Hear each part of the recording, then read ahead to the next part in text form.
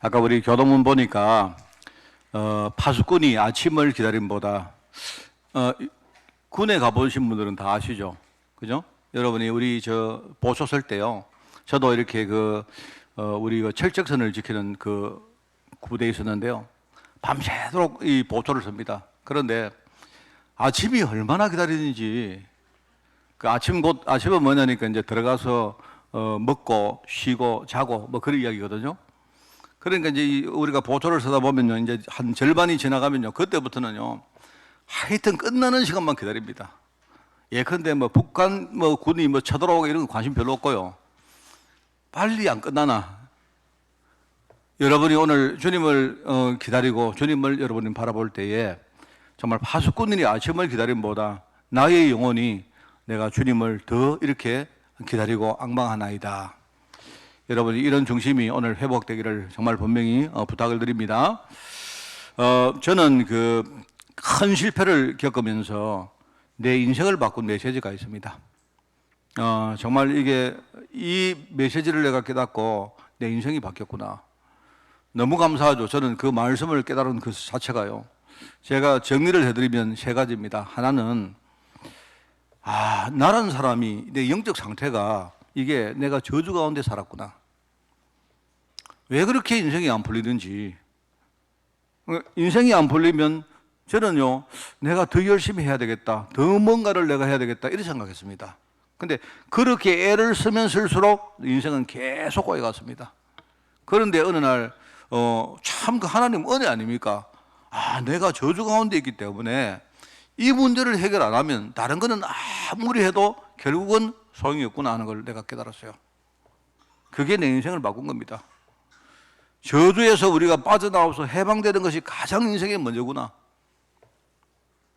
여러분, 우리가 너무 많이 듣고 이 쉬운 이야기처럼 보이지만 이걸 내가 깨달은 자체가요, 나는 정말로 하나님 은혜라고 생각합니다. 두 번째는요, 제가 복음을 정말로 그때 내가 이렇게 예수님을 내 마음속에 영접하고 내가 정말로 이 저주 문제를 해결하려고 내가 하나님 자녀로 신분이 바뀌었는데, 그런데도 계속 인생이 안 풀리는 거예요. 그 다음에 깨달은 게 그겁니다. 그게 뭐냐니까, 하나님이 이미 내게 모든 축복을 다 주셨는데 내가 이거 빼앗긴 겁니다. 실제로 계속 뺏기고 있는 겁니다. 그러니까 이제 내 남은 인생에 내가 해야 될 진짜 사명이 뭔가 하니까요, 여러분 이거 아셔야 돼요. 내가 지금부터 주님이 주신 그 무기를 가지고 싸워야 되는구나. 내가 싸우면 되는구나. 싸우면 내가 싸움의 과정 속에서 하나님이 하나씩 회복하는구나. 그거 깨달은 거예요. 정말로 이것도 감사하죠. 그런데 이제 이 두 가지가 내게는 중요한 거였어요. 그런데 이제 그러고 나서 나를 보니까 내가 싸우려고 해도 쉽게 말하면 무기가 전혀 없는 겁니다. 제대로 뭔가 무기도 갖추지 않고, 한마디로 말하면요, 무슨 재산 자체가 없는 겁니다. 우리 이런 겁니다. 여러분이 뭐 어느 날 갑자기 내 눈에 보이는 큰 장사가 생각났는데, 사업이 생각났는데요, 문제는 이 사업 하면 되겠구나 보였는데, 문제는요, 미천이 없는 거예요. 내가 좀 미천만 있으면 이 사업을 하면 내가 분명히 되겠구나 싶은데요, 내가 참 이 무기도 없고 한마디로 재산도 없구나. 내가 재산이 없다면 누구라도 내 배경돼 가지고요, 내한테 돈을 좀 빌려주든지, 그죠? 누가 뭔가 내 뒤에 투자를 해든지 하면 되는데, 나는요, 나도 재산 없죠. 내 뒤에 배경도 전혀 없죠. 쉽게 말하면 내 영적 상태가 완전히 빈털터리, 완전 영적 거지구나, 이걸 느꼈습니다. 저는 정말로요, 이거 세 가지를 깨닫고 나서부터 이 세 가지가 뭐와 관계되는가? 전부 다 복음 관계예요. 복음. 왜 우리가 복음을 가장 중요하게 이야기하고 해야 되느냐? 여러분, 여기에 있습니다. 여러분, 다른 이야기를 여러분이 제대로 들으면 안 돼요. 저는 이거 깨닫고 복음 하나 가지고 내가 실험을 했는데, 그런데요, 정말입니다. 여러분, 제가 다른 건 몰라도 이건 진짜입니다. 하나님이 그때부터 뭔가 내 인생을 바꾸기 시작했어요. 시간이 좀 걸렸지만은 저는요, 그거 알고 나서부터는, 그죠?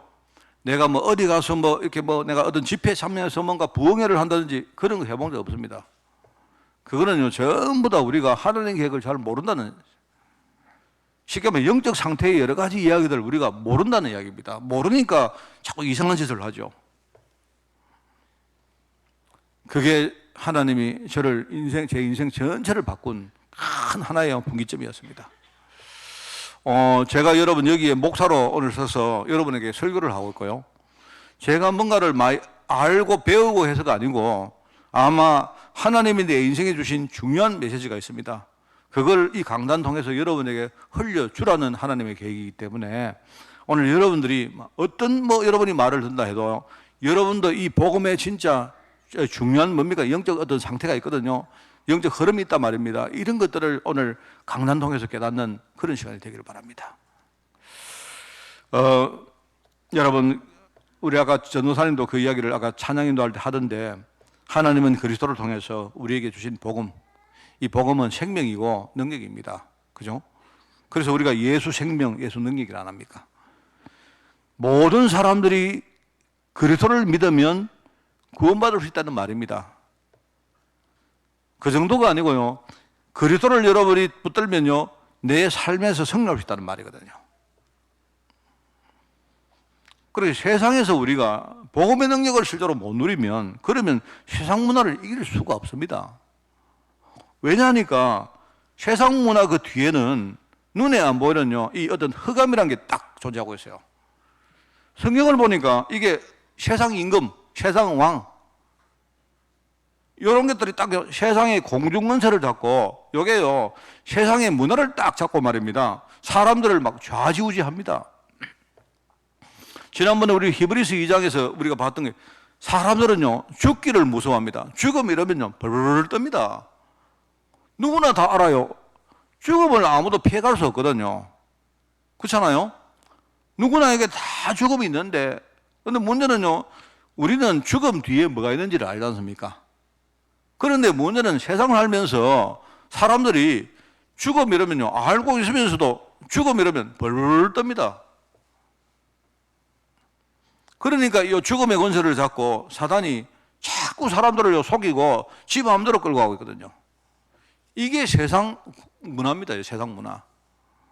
그렇기 때문에 여러분, 우리가 세상 문화를 이긴다, 세상 문화를 이긴다, 이 말이 너무 많이 듣다 보니까 그냥 세상 문화 뒤에는 분명히 흑암이기 때문에 마귀의 일을 멸한 자가 누굽니까? 그리스도 외에는 없거든요. 그렇기 때문에 우리가 그리스도 능력, 이 복음의 능력을 못 붙들면요, 세상 문화를 이길 수가 없다는 말입니다. 여러분이 교회를 아무리 열심히 다니고, 여러분이 만약에 교회 가서 말입니다, 수많은 여러분이 현금을 하고, 여러분이 직분자, 장로가 되고, 목사가 되고, 아무 소용 없습니다. 복음의 능력 아니면요, 아무도, 목사라도 장로라도, 예를 들어 목사 할아버지라도 세상 문화 못 이깁니다. 그거는 틀림없습니다. 그러니까 하나님 자녀인 우리가 매일매일 살아가는 이 세상은요, 지금 저주재앙 속에서 결국 망할 수밖에 없는 그런 존재인데, 그런데 그 배후에는요, 세상 임금인 사단이, 저는 이 세상 임금이라고 안 하고요, 가짜 왕이라고 말합니다. 가짜. 이게 진짜 왕도 아니면서, 그죠? 이게 왕 노릇하고 있거든요. 여기에 문화를 딱 장악하고 하나님 자녀를 공격합니다. 하나님 자녀를 공격해가지고 결국은 뭐 하려고 하는가 하니까 하나님을 대적하는 일을 하는 거예요. 하나님. 대적하는 일. 하나님을 대적하는 일을 끊임없이 하고 있단 말입니다. 그러니까 이걸 모르는 대다수의 성도들이, 심지어 신학자가 하는 말이, 신학자가 우리는 그리스도를 믿으면 이제는 사단에 대해서 알 필요 없다. 얼핏 들어보면 그게 맞는 말 같은데, 현실적으로 이 사단이요, 하나님 자녀와 교회의 역사를 하고 있는데, 여러분 있지 않습니까? 여러분이 잘 생각하셔야 돼요. 우리가 만약에 구원받고 끝날 것 같으면요, 내가 구원받은 이후에는 그리스도 필요 없습니다. 맞잖아요. 이미 구원받았기 때문에. 그런데 내가 구원받을 때 우리가 그리스도 피에 의해 가지고 구원받는 거 아닙니까? 보혈의 능력으로. 그죠? 그런데 그게 끝이 아니라니까요. 내가 세상에서 영적 싸움 하는데 우리가 그리스도 능력 아니면 절대로 못 이긴단 말입니다. 그 우리가 이제 그거를 다르게 말하면 뭡니까? 여러분이 세례를 받는데 이제 다음 주간에 다음 주간에 우리가 이제 추수감사절이기 때문에 세례를 베풀 것인데요. 우리 성도들은 대부분 다 세례를 안 받았습니까? 근데 만약에 내가 세례 한번 받았는데 끝났습니다. 그러면 우리가 또 왜 성찬을 늘 받습니까? 그리스도 능력이 우리에게는 늘 필요해요. 그러지 않으면 내가 하나님 자녀인데도 세상에서 실패한다니까, 세상. 이러니까 말입니다. 자꾸 이제 속는 겁니다. 어떤 사람들은 내가 지금부터 열심히 살아야 천국 간다. 깨끗하게 살아야 천국 간다 생각합니다. 너무 이거는 속이는 말이거든요. 이렇게 말하면 그러면 열심히 살지 말자 말입니까? 우리가 바르게 살지 말자 말입니까? 그 말이 아니잖아요. 바르게 살고 깨끗하게 살고 그거는 우리 영역이 아니라니까요. 내가 그리스도 안에 들어가면요, 나는 뭡니까? 나는 그리스도의 능력으로 나는요 새로운 신분은 안 됩니까? 새로운 사람이 되잖아요. 그러니까 우리가 이 흑암을 이기기 위해서 복음 안 붙들고 어떻게 합니까? 흑암 권세 완전히 멸하신 그리스도께서 뭐라 했습니까? 우리 보고 너희가 세상에서 너희가 환난을 안 당하느냐? 얼마나 우리가 사는 게 힘듭니까? 그러나 담대해라. 내가 이미 세상을 이겼다. 요한복음 16장 33절. 이미 그리스도가 다 끝내놨거든요. 이걸 붙들어라. 여러분 9월, 10월 달 계속 그리스도 메시지였습니다. 그리스도가 누구신가? 9월 달에는요 사복음서를 가지고 그리스도 이야기했습니다. 10월 달에는 히브리서를 가지고 그리스도 이야기했습니다. 9월 달에는요 사복음서의 4가지 측면으로 그리스도 이야기했습니다. 여러분 기억하셔야 돼요. 10월 달에는 히브리서를 가지고 5주기 때문에 5가지로 내가 그리스도 이야기했습니다. 그러면 이제 11월 달에는요 복음의 능력을 내가 누리는 것이 중요하죠. 그리스도가 내 모든 문제 해결해 놨는데 내가 복음의 능력 못 누리면 내가 그 능력 속으로 못 들어가거든요. 그래서 복음의 능력에 대해서 제가 설교를 할 것인데, 특히 사도 바울이 이 복음 능력을 정말 잘 누리는 사람입니다. 그렇기 때문에 내가 옥중서신, 이제 4가지 서신입니다. 목사님 왜 4가지 서신 가지고 말합니까? 왜 11월 달 내주기 때문에. 옥중서신 그게 4가지 서신이거든요. 옥중서신 가지고 이게 잘 표현이 되어 있습니다. 옥중서신은 알죠? 바울이 죄수 신분으로 로마에 가서 재판을 받는 동안 로마 감옥에 갇혀 있었습니다. 한 2년 동안. 그 당시에 이제 그 첫 번째 갇힌 바로 투옥이거든요. 그때에 이제 4군데 편지를 보냈습니다. 아마 내가 볼 때 4군데보다 더 많이 보냈겠죠. 지금 남아있는 편지가 이 성경 안에 들어가 있는 편지가 4편지가 있다 이 말입니다. 그래서 그 4가지를 옥중서신이다 이렇게 말합니다. 이제 자기는 감옥에서 이제 이 갇힌 상태이기 때문에 또 바울은요 굉장히 이렇게 뭘 적고 편지를 이렇게 적는데 굉장히 좀 서툴었습니다. 눈이 굉장히 안 좋았고 힘이 건강이 많이 안 좋았기 때문에 그래서 다른 사람들의 조력을 받아서 편지를 이렇게 작성을 하고 또 이제 그 자기는 갇힌 몸이기 때문에 어떤 심부름을 시켜서 편지를 전달하고 했습니다. 그죠? 그렇게 했습니다. 그래서 지난번에 이야기했죠. 그래서 이제 우리가 에베소서 그 다음에 뭡니까? 골로새서, 그 다음에 빌레몬서 이 3 성경은 같은 사람이 가지고 가서 전달했던 편지였고요. 그 다음에 빌립보서는 이제 다른 사람이 또 다른 목적으로 전달했던 편지입니다. 요 4개가 옥중서신이다. 그렇게 말하죠. 한마디로 말하면 나는 비록 감옥 속에 갇혀 있는데 그런데 만약에 내가 복음의 능력을 누린다면요. 내가 누리는 복음의 능력 앞에서는요. 감옥이 나를 절대로 가둘 수가 없다. 이 말입니다. 그래서 여러분 이야기 안 했습니까? 어떤 그 철학자가 이야기 했는데요. 뭐라고 말했느냐? 바울이 감옥에 갇힌 게 아니고 바울은 밖에 있고 바울은 혼자 자유인이고요. 모든 세상이 지금 감옥 속에 갇혀 있는 거예요. 이런 말입니다. 여러분이 누가 여러분 보고 여러분 왕따시키거든요. 다 왕따시켜버리세요. 그럼 누가 왕따 당했느냐? 그거는 여러분 나중에 알겠죠. 내가 볼 때 센 사람이 왕따시킨 겁니다. 논리적으로 똑같아요. 여러분이 눌리면 지는 거예요. 눌리지 말고 여러분 복음의 능력 가지고 눌러버리세요. 그러면요 누가 눌리느냐 누가 이기느냐 이긴 사람은 분명히 정해집니다. 그 복음의 능력은 그런 거예요. 그렇기 때문에 자기는 감옥에 갇혀 있지만 내가 누리는 복음 앞에 세상은 절대로 나를 이렇게 뭡니까? 감옥 속에 가둘 수가 없다. 이 말입니다. 감옥이 뭐냐? 여러분, 구약 성경에 나오는 애굽이 나오면 애굽. 애굽이 뭐냐? 애굽은 세상을 말하는 겁니다. 세상. 바로가 뭐냐? 세상 권세를 실제로 쥐고 흔드는 말은 바로가 마귀를 말하는 거죠. 감옥은 역시 마찬가지입니다. 애굽이 세상을 말한다면요, 바울이 말하는 감옥은 우리가 말하는 세상입니다. 세상. 지금 세상이 전부 다 감옥 속에 갇혀 있는 거예요. 그렇기 때문에 오늘 이제 첫 번째로 에베소서를 통해서 많은 내용이 있지만 성도의 영적 싸움에 대해서 설교를 하려고 합니다. 이야기했죠. 로마 감옥에 갇힌 바울이 처음에는 그 골로새서를 씁니다. 그 왜 그런가 하니까 이 골로새 교회에서 여러 가지 문제가 있습니다. 내부적으로. 그 문제가 뭐냐니까 교회 안에 이단 사상이 자꾸 돌아섭니다. 다른 게 아니고요. 자꾸 그리스도를 정확하게 말 안 하고 거기다가 자꾸 딴 이야기를 하고 있습니다. 옛날에 그 영지주의라 했는데 그리스도를 자꾸 이렇게 뭡니까? 이해를 하려고 하다 보니까 이제 나중에 다른 그리스도가 나오는 거예요. 이런 것들이 들어와서 교회를 굉장히 시끄럽게 만들고 교회가 이렇게 분열되고 갈등을 하고 이런 일들이 있습니다. 알다시피 여러분 그 골로새는 지금 터키 남부에 있는 그 지역이에요. 터키 남부인데요. 그 옆에 이제 이렇게 라오디게아 교회가 있었고요. 있습니다.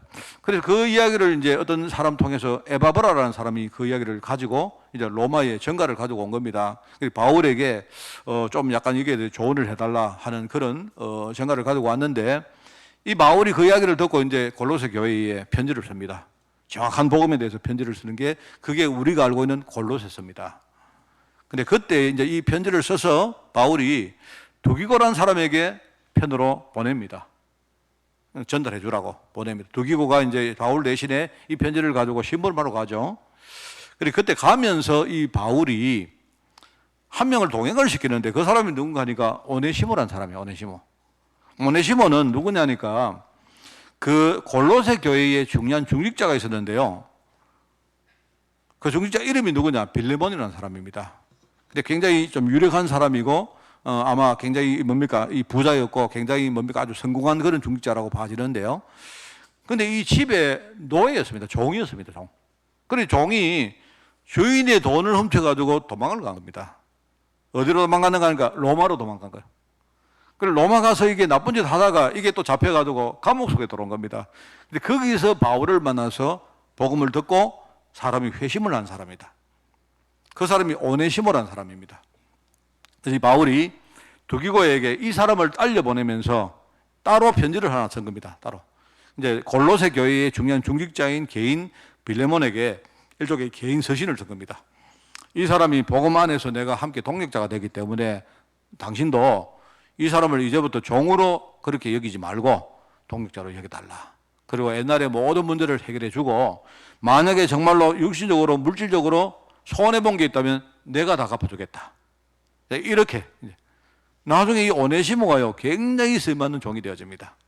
이제 그 개인 서신을 함께 동봉을 해서 보내는 겁니다. 가는데 이제 그 당시에 그 지역에 가장 중요한 도시가 있는데 말하자면 이 이제 로마는 지금 이탈리아 아닙니까, 그죠?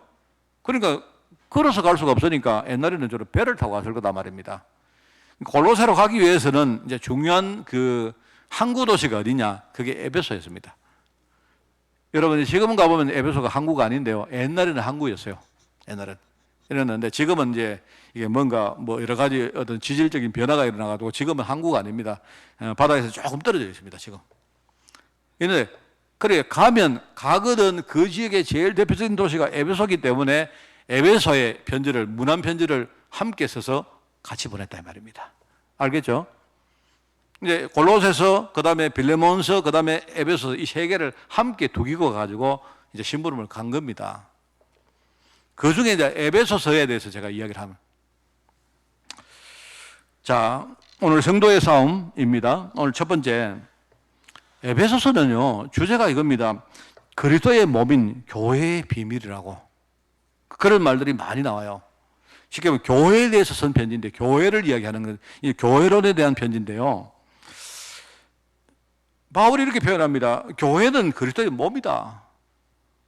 세상이 모르기 때문에 이거는 비밀이다. 이렇게 말합니다. 교회가 뭐냐? 여러분 아시죠? 하나님이 구별해서 세움받은 이 성도. 여러분 성도란 말은요, 거룩한 하나님의 백성이란 말이거든요. 거룩하다는 말은 뭔 말이냐? 하나님이 구별했단 말이에요. 세상과 구별해서 세움받은 사람이다, 이 뜻입니다. 바로 성도가 하나님의 교회입니다. 그죠? 어떻게 말합니까? 교회를 두고 표현을 하는데 주님께서 피로 값주고 사셨다, 이렇게 말해요. 주님의 피로 값을 치르고 산 거예요. 값을 치고 샀단 말입니다. 그만큼 이 교회가 소중한 거예요. 여러분, 만약에 우리가 세상에 나가서 여러분이 물건을 살 때, 만약에 여러분이 내 피로 값을 주고 산다. 여러분이 피로 값 주고 여러분이 뭐 예컨대 만두를 사겠습니까? 그러진 않잖아요. 만약에 여러분이 피로 값 주고 산다면 아마 모르긴 몰라도, 만약에 내가 내 자식을 산다. 내 자식이 이게 팔려간다. 내 자식이 만약에 지금 노예가 돼서 끌려간다.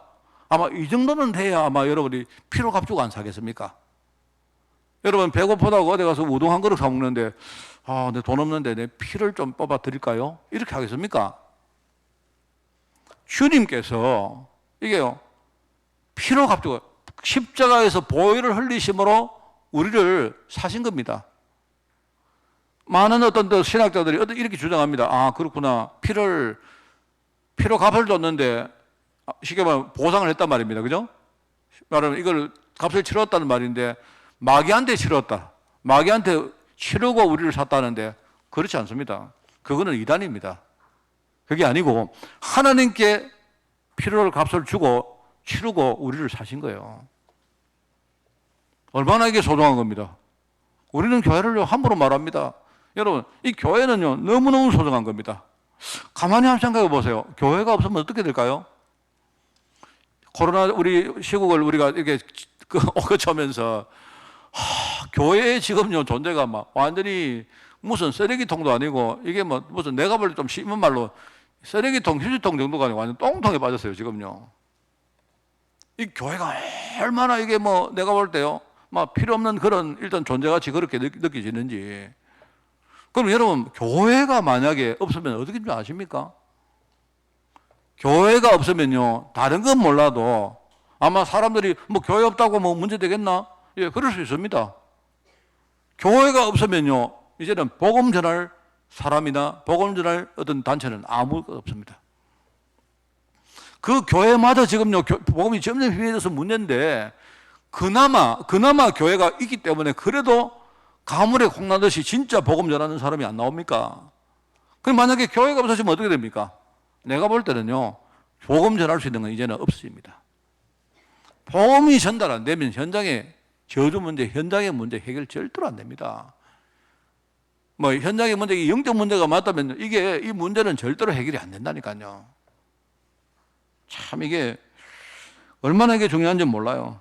그래서 주님이 부활하셨는데, 부활하신 주님이 성천하시기 전에 이 땅에 남긴 유일한 주님의 유산이 뭐냐? 교회 하나를 딱 남겨놓고 주님이 성천하신 것입니다. 그리고 그 교회를 남겨놨는데, 그러면요, 그냥 남겨놓고 너희끼리 잘해봐라 이러느냐? 아닙니다. 남겨놓으신 그 교회에 성령께서 오신 거예요. 그 성령께서 그 교회 안에 우리와 함께하고 계십니다. 얼마나 이게 중요합니까? 안 그래요? 만약 여러분, 제가요, 참 아무것도 아닌 사람인데, 내가 만약에 어떤 사람을 따로 불러가지고, 내가 당신에게 내 모든 유언을 내가 남기겠다. 이렇게 해도요, 굉장히 소중 안 합니까? 그러면 내가 저 멀리 미국 가더라도, 내가 멀리 가더라도, 내가 모든 것을 가지고 당신과 함께 하겠다. 여러분, 이렇게만 해도 굉장히 권위가 생기고 한데요, 주님께서 지금 성령으로 우리 교회와 함께 계신단 말입니다. 그래서 주님이 뭐라 했느냐, 교회를 가지고 그리스도의 몸이라 했습니다. 몸. 무슨 말입니까? 주님은 그러면 교회의 머리입니다. 주님과 교회의 관계는 뭐겠습니까? 머리와 몸의 관계입니다. 머리와 몸. 참 이게, 그래서 이제 에베소 오늘 우리 본문 말씀을 읽었습니다만요, 우리 본문 에베소 1장에 나오는 말씀을 가지고 우리 교회를 한 세 가지로 정의를 해보면, 교회와 성도를 두고 뭐라냐, 하늘에 속한 신령한 복을 받은 자다, 이렇게 말합니다. 여러분, 우리가 받은 축복이 뭐냐? 하늘에 속한 신령한 복을 받은. 내가 볼 때 사람이 말할 수 있는 최고의 말입니다, 이게. 말하면 영적 축복 받았다 이 말인데, 우리가 받은 복은요, 이 땅에 우리가 속한 그런 시시한 거 아닙니다. 여러분, 이 땅에 속한 것은요, 있다가 없어지고, 그것 때문에요, 많은 문제가 올 수 있고요. 그런 겁니다. 여러분, 돈 좋아하죠? 여러분, 돈 좋아합니까? 돈 많이 가져보세요. 여러분, 늘 돈 하면 나중에 돈 실증납니다. 그 돈이요, 그렇게 좋은 거 아닙니다, 여러분. 냉정하게 말하면 돈이 내 그릇과 내 실력에 맞춰서 있어야 그 돈이란 게 그게 굉장히 중요한 축복이 되지. 이게요, 내하고 뭔가 밸런스가 안 맞다. 이 균형이 안 맞아 보세요. 꼭 말하면 여러분이 손 안 하기, 뭐 죄송합니다만은요, 어느 날 갑자기 땅이 막 올라가지고 졸부돼가지고요, 여러분이 만약에요, 우리 집은 막 그런데 여러분이 어느 날 벤저 뭐 이런 거 탁 사가지고 말입니다. 벤저도 아니고 근데 롤스로이스 이런 거 사가지고 갈 데가 어디 있나 보자. 어디 찐빵이나 한번 보러 가볼까? 뭐 이런 거 똑같은 거예요, 여러분. 이런 거 똑같습니다, 여러분.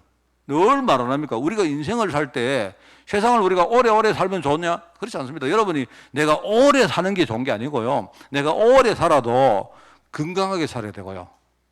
그리고 내가 그럼 오래 건강하게 살면 좋냐? 그렇지 않습니다. 이상하게 내가 오래 건강하게 사는데 옆에 사람이 아무도 없어. 외로워. 그러면 그 인생은요, 그게 별로 행복한 인생이 아닙니다. 우리가 사람이, 그죠? 우리가 뭘 하려고 하면요, 이게 무조건 복이다. 그렇지 않습니다. 뭔가가 다 맞아야 됩니다, 이게. 여러분, 만약에 여러분이 돈을 내가 많이 벌었다. 어느 날 갑자기 돈을 쓰다가 지쳤다. 어느 날요, 내 인생이 너무 허무해집니다, 여러분. 진짜입니다, 여러분. 목사님은 돈이 없어서 저러지. 돈 많으면 나는 막 평생 막 진짜 즐겁게 살 건데요.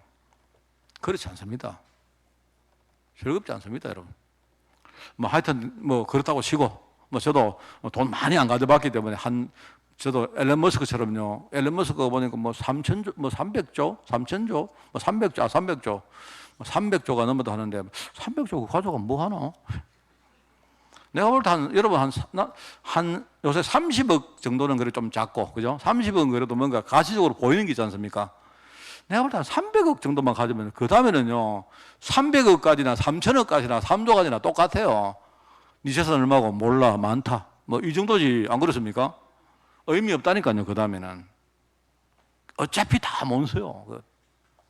그냥 내 수치상, 나 돈 많다. 저 사람 돈 많구나. 이렇게, 근데 기쁘구나. 그거지. 안 그렇습니까? 하늘에 속한 신령한 복이라는 거, 이거는요, 여러분, 놀라운 이야기입니다. 제가요, 이게 뭘까? 사실 저도 상상이 잘 안 되거든요. 나도 굉장히 육신적으로 살았던 사람이기 때문에. 그런데요, 이런 거 있습니까? 전도를 했는데 엄청 기뻐요. 혹시 여러분 느껴봤나요? 전도를 했는데요, 어느 날 막 세상을 다 가진 것 같아요. 잠시지만. 이런 게 하늘에 속한 복이구나 싶어요. 어느 날 내가요, 메시지를 들었는데요, 마음속에 은혜가 충만한 거예요. 진짜. 너무 기쁜 거예요. 물론 얼마 못 갔습니다만. 근데 내가 볼 때, 이런 게 바로 하늘에 속한 신령한 복이구나. 어마어마한 문제가 있는데, 내가요, 메시지 듣기 전에는요, 너무너무 힘들었는데, 메시지 듣고 나니까, 괜찮아요. 문제 있으면 있지. 이런 거구나. 하여튼 이런 겁니다. 내가 이런 거란 말은 나도 잘 모르니까, 하늘에 속한 신령한 복을 이미 우리는 받은 자다, 이 말입니다. 왜요?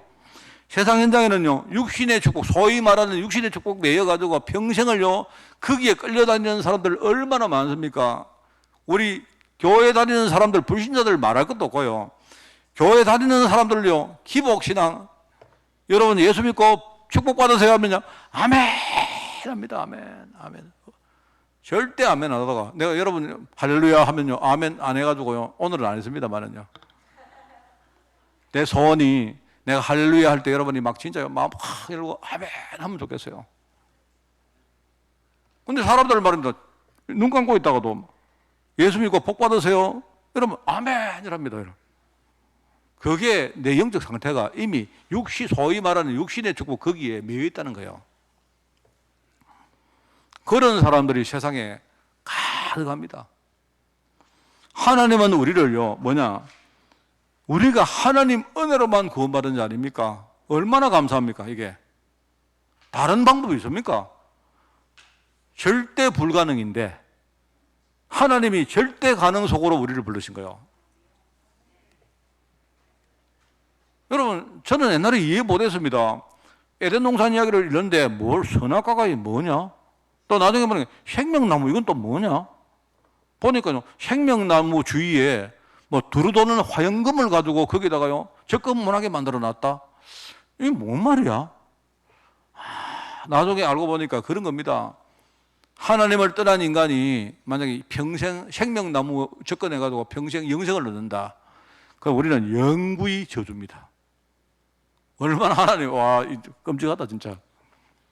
그래서 하나님이 우리 이 근본 문제 해결하기 전에는요, 생명 얻지 못하도록, 영생 얻지 못하도록 만들어낸 거야. 얼마나 그게 축복인 줄 아십니까? 그런데 이 절대 불가능 속에 하나님이요, 절대 가능의 축복을 복음 통해 주신 거예요. 그런데 많은 종교인들은요, 전부 다 자기들 종교적인 열심, 내가 열심히, 더 열심히, 안 되면 또 더 열심히, 그런 문화를 많이 만들어 놨습니다.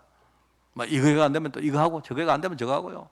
뭐 이거 기도하는데 하고 기도해 안 들려. 기도하면 안 되면요, 나중에 금식해라. 금식 안 되면요, 철야해라. 철야 안 되면 방언해라.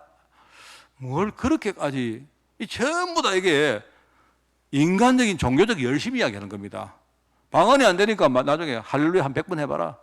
그것도 빨리 해봐라. 그러면 터진다. 뭘 터져요, 그게. 여러분, 100번 아니라 한 10번만 해보세요. 입 다 돌아갑니다. 저같이 발음 좀 이렇게 불분명한 사람들 다 돌아갑니다. 그래 놓고 방언했다 합니다. 이게 뭔지 도대체. 얼마나 그게 이런 식입니다, 여러분. 꼭 뭐냐니까요. 100만 원짜리 구대봐라. 안 되면 200 해라. 300 해라. 안 되면 산에 올라가라. 안 되면 새벽부터 네가 뭘 드리라. 뭐 이런 식입니다. 그런 사람들이 너무 많다 말입니다, 지금. 우리가 하나님의 은혜로만 구원받은 진짜 너무너무 감사한 인생 아닙니까? 그러면서 하나님은요, 우리의 삶을 통해서 영광 받으신 거예요. 나는 내가 하나님, 내 인생이 왜 이렇습니까? 그런데 아니다. 나는 네 그런 인생 통해서 내가 영광 받는다. 너는 내 것이다. 내가 너 얼마나 좋아하는 줄 아나? 하나님이 뭐 IQ가 낮겠습니까? 그런데 우리한테 우리 꼬시려고 하는 거예요. 나는 과거 일 기억 안 난다. 나는 이전 일 생각 안 난다. 하나님 모르는 게 없는 분인데 이상하죠? 모르는 게 없는 분이 내 과거 일을 몰라요. 그거 사기지, 야, 그렇습니까? 하나님이 나를 얼마나 귀하게 여기는지 그거 말하려고 나는 모르겠다. 네 옛날에 뭔지 됐는지 몰라. 어떤 사람은 네 여름에 뭐 했는지 내가 아는데 나는 기억 안 나. 이 말은 우리에게 내가 너를 얼마나 사랑하는지, 얼마나 우리를 소중하게 여기는지 그거 말씀하려고 하는 거예요. 그런데 많은 사람들이 자기 삶의 현장에서 사명 잃어버리고 눈에 보이는 거 보고 따라갑니다. 내 모습이 뭐 괜찮으면 다 하나님이 영광 돌리자고 말입니다. 내 낙심하고 또 뭐 눌리면 또 그날 탁 불신하고. 우리 늘 그렇게 삽니다. 그래, 마귀가 그래 하는 거 아닙니까? 마귀가. 자, 우리가 그런 사람이다. 현장에는 그 반대로 거꾸로 사는 사람들이 너무 많다. 그런 사람이 불신자고 그런 사람들이 종교인들이다. 그 말입니다. 그게 오늘 우리 첫 번째 말씀입니다. 자, 그러면은 하나님이 그리스도의 몸인 교회, 이 교회를 남기신 이유가 뭐냐? 바로 핵심 사명은 바로 영적 싸움하기 위해서 우리를 남긴 겁니다. 목사님, 교회의 목적이 복음 전가하는 거 아닙니까? 예, 그 말이 영적 싸움하는 거예요. 복음 전가란 말하고 영적 싸움이란 말은요, 같은 말이에요. 같은 말. 왜요? 아까 말했지 않습니까? 현장의 지금 상태가 전부 다 육신 축복 그 종대에 있는 거예요. 전부 다 뭐 하느냐? 자기 열심 가지고 종교생활을 열심히 하는 겁니다. 전부 다 뭐 하느냐? 삶으로, 하나님은 내 삶을 가지고 영광 받으시는데 여러분이 자녀를 볼 때 있는 그대로 여러분이 막 기뻐하고 하죠. 하나님은 우리를요, 굉장히 귀하게 생각합니다. 그런데 우리는요, 내 삶 속에 사명 놓치고 우리는 자꾸 딴 동네에서 살려고 와요. 그래서 우리가 이걸 속이는 흑암과 싸우는 겁니다. 영적 싸움. 그 영적 싸움. 우리 교회의 참된 핵심 사명이 뭐냐? 영적 싸움이다. 그 이야기입니다. 하나님은 교회를 세워서 영적 싸움에 임하게 하시려고 이 교회를 하나의 영적 배경으로 만드시고 우리를 팀으로 만드신 겁니다. 그래서 성도들은 하늘에 속한 신령한 복을 이미 받았기 때문에 단 한 가지, 이제 영적 싸움 이거 통해서 회복하고 누리시면 돼요. 그렇습니다. 얼마나 감사한지 모르죠. 에베소 여러분 1장은 그 말입니다. 에베소서를 쭉 보시면요, 몇 가지가 이야기를 쭉 하고 있는데 결국은 마지막에 영적 싸움 이야기 하시려고 그 이야기를 한 거예요. 그래서 1장은 뭐냐니까 복음 안에서 우리가 받은 축복이 뭐냐, 이거 기록되어 있습니다. 복음 안에서 이미 내가 받은 축복이 뭔가. 여러분 이미 하늘에 속한 신령한 복 다 받았어요. 그러면서 성령으로 우리를 인치셔서 이 성령께서 내가 받은 기업의 보증이 됐어요. 보증. 너는 하나님 자녀가 되었고 나의 기업을 네가 받았다. 하나님이 뭡니까? 인이란 말은 뭐죠? 도장을 딱 찍었는데 도장이 뭐냐? 내 안에 성령으로 인을 도장을 딱 찍으신 겁니다. 성령이 도장이에요. 도장. 여러분은요 멸망할 수 없습니다. 이제는 돌아갈 수 없습니다. 우리는 이미 하나님 자녀가 되었죠. 나는요 지금 뭡니까? 성령께서 나를 이끌어 가시죠. 하나님은 여러분 통해서 영광 받으시고야 말 겁니다. 그게 칼빈이 말했던 5번째 교리입니다. 그게 성도의 궁극적인 견이란 말이, 하나님은 내 안에 계시면서 성도를 끝까지 안 놓치고 이끌어 가서 마지막에 우리를 통해 영광 받으시고야 말 것이다 이 말입니다.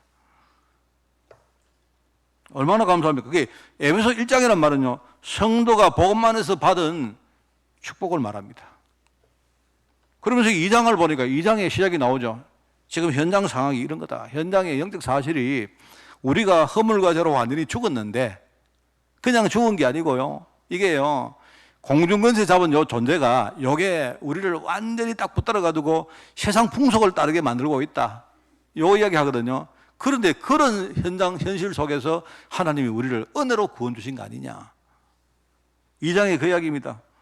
현장에 지금 진행되고 있는 여러 가지 영적 사실, 영적 흐름, 이걸 기록하고 있습니다. 그런데 3장에는 하나님이 이 일을 증거하시려고 하나님이 성도와 그리스도의 교회로 부르셨다 이 말입니다. 특히 자기를 하나님 이 복음 증거하는 사도로 불렀다 이 말입니다. 바로 이 일을 하려고, 이 일을 내뿐만 아니고 이거 증거하려고 하나님이 우리를 교회로 부르신 거예요. 그렇기 때문에 이제 여러분 4장, 5장, 6장 전반부에는 뭐가 나오느냐? 내가 하나님의 교회이기 때문에 그러면 나는 내 인생을 어떻게 살아야 될 것인가? 그게 쭉 나옵니다. 그 여러분 뒤쪽에 가면 여러분 5장 후반부 6장까지는 뭐가 나옵니까? 우리가 가정에서, 그죠? 여러분이 어떤 가정의 가족 관계 속에서 내가 일터에서 어떻게 내가 인생을 살아갈 것인가? 요 이야기를 하고 있는 겁니다. 그러면서 6장 후반부에 마지막으로 이제 종말로, 이 말은요 끝으로, 이 말이면 종말로 이제 성경 이 해석을 할 때, 성경을 말하면 번역을 할 때 되게 좀 이상해요. 종말로 하니까 사람은 말하면 편지 이제 마지막으로 이 말입니다. 결론적으로 이 말입니다. 결론적으로 영적 싸움이 되는 이야기라. 그게 바로 에베소서입니다. 사단이 뭐 하는 줄 아시죠? 지난번에 이야기를 했습니까? 사단이 하는 게 딱 뻔해요. 사단이 하는 게 예수 믿지 않는 사람들은 절대로 예수 못 믿게 만듭니다. 왜요? 복음 말씀 들어도 마음이 안 열리고 안 믿겨지게 만드는 거예요. 우리가 복음 딱 듣고 하나님 자녀 내가 어떡합니까? 여러분 그냥요 빌빌 사고 말입니다. 확신 안 가지고 믿음 안 가지고 살도록 만드는 겁니다. 이래가지고 맨날 종교생활을 하다가 말입니다. 성리는 전혀 기대도 못하고 늘 왔다 갔다 눌렸다가 이렇게 살도록 만듭니다. 내가 복음 좀 깨달으면 어떡합니까? 이제 전도 모르게 만듭니다. 네 혼자 누리라 이 말입니다. 이래가지고 말입니다. 전도는 꿈도 못 꾸고 사는 겁니다. 나중에 사단이 이 교회를 일종의 전도하는 시스템으로 딱 만들어보면 어떻게 됩니까? 우리가요, 우리의 모든 삶을 통해서 우리는 전도한다. 네, 현장에 여러분요, 내 삶을 통해서 복음 증거할 사람 기다리고 있습니다. 저는요, 내가 보니까 내가 경제 문제 겪었을 때 딱 보니까요, 정말 경제 문제 겪는 사람이 어마어마하게 많은 거 있죠. 보니까요, 이게 내 문제가 아니구나. 내 문제만이 아니더라고요, 이게. 이게 우리 모든 사람의 문제인 거예요. 그러면, 하나님이 그러면 제가 이제 좀 믿음이 적어서 그래서, 어쩌면 하나님이 나를 이 경제 문제에 정말로 복음 전개해서 답을 주라고 나를 먼저 이 문제를 당하게 하셨을 수도 있겠구나. 이 생각이 들어요. 얼마나 이게 위로가 되고 힘이 진짜 생기는지 몰라. 그러면 하나님이 내게 이 일 때문에 경제 문제를 줬다면, 그러면 이 일 자체가 하나님의 손에 있는 거네? 그러면 나는 하나님의 인도만 바로 받으면 이 모든 문제는 하나님이 결국은 해결하시겠네? 이 확신이 왔어요, 내가. 나중에 보니까 그게 맞아요. 경제 문제, 질병 문제, 우리 가정 문제 전부 다 뭡니까? 나의 문제, 나만의 문제가 아닙니다. 우리 전체의 문제지. 하나님은 거기서 나를 먼저 깨닫게 하시고 이런 사람들에게 답 주라고, 해답 주라고 우리를 부르신 거 아닙니까? 그러니까 우리는요, 그 문제 가지고도 복음 속에 들어갈 수 있는 거죠. 저는 이제 그걸 알고 나니까, 이제 나중에 깨달은 게 뭐냐. 그래서 내가 지금부터 할 게 이 영적 싸움인데, 교회라는 나의 백그라운드가 이게 너무 중요하구나. 나는 거지니까, 나는요, 무기가 보니까 너무 무기가 변변찮은 거예요, 내가. 그러면 어떡합니까? 누가 나를 지원해 줘야죠. 얼마나 중요합니까? 우선 나를 지원해 주러 오신 분이 누구냐? 바로 내 안에 계시는 성령님입니다. 성령님이 내 안에 계시는데 그분이 어떻게 나를 지원하느냐? 내가 가는 현장에 천국 보호자 하나님 나라의 권능으로 그분이 함께 하죠.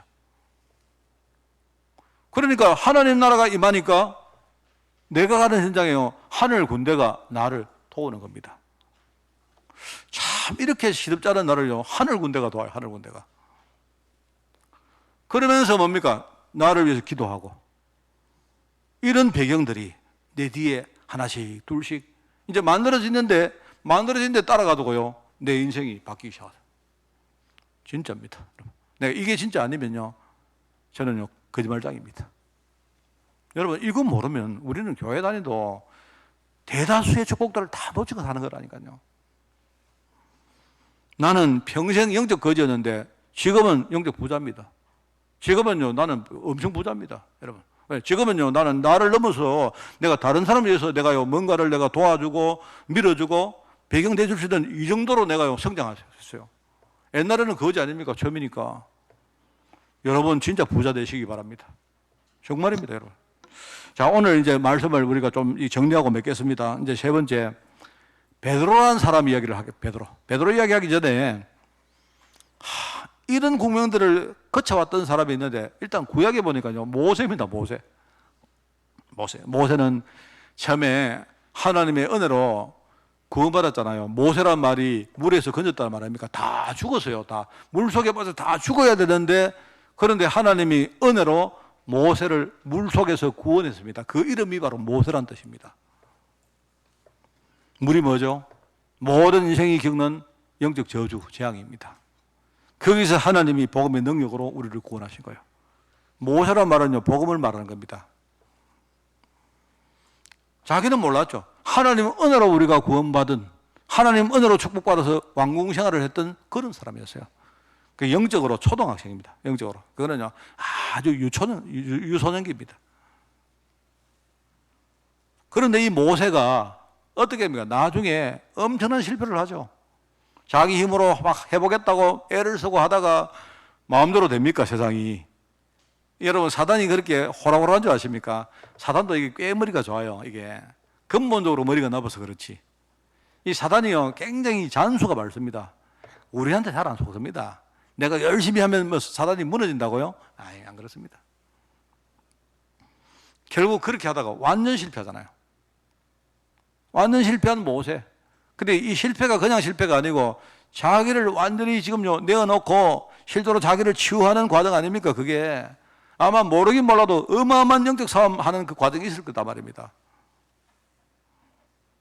나중에 복음 깨달고 쉽게 말하면 하나님 능력 체험하고 하나님의 역사를 실제로 체험하고 이 모세가 그때부터 하나님께 쓰임 받았습니다. 그게 내가 볼 때는 그 이제 모세 인생의 세 단계입니다. 모세 인생 세 단계. 마치 모세는요, 왕궁 생활 60년 했고, 광야 생활 60년 했고, 나중에 쓰임받은 생활 60년 했어요. 거의 120년, 180년 살다가 죽어서, 맞습니까? 헷갈리네. 하여튼, 그래요. 하여튼 딱 그 60년 이렇게 살았습니다. 근데 내가 볼 때 그 인생의 끝이 아니에요, 그게. 모세가 나중에 남긴 유산. 우리 흔히요, 모세 오경이라는 거. 모세, 토라면 토라. 토라 안에 모든 이스라엘의 규례와 모든 것이 다 들어있어요. 그게 오실 그리스도를 말하는 겁니다, 그리스도. 이런 유업을 후대에게 남기고 자기는 하나님 부름받아 간 겁니다. 베드로 똑같습니다, 베드로. 연약했던 베드로. 이 베드로가 하나님 은혜를 얼마나 입었느냐. 뭐죠?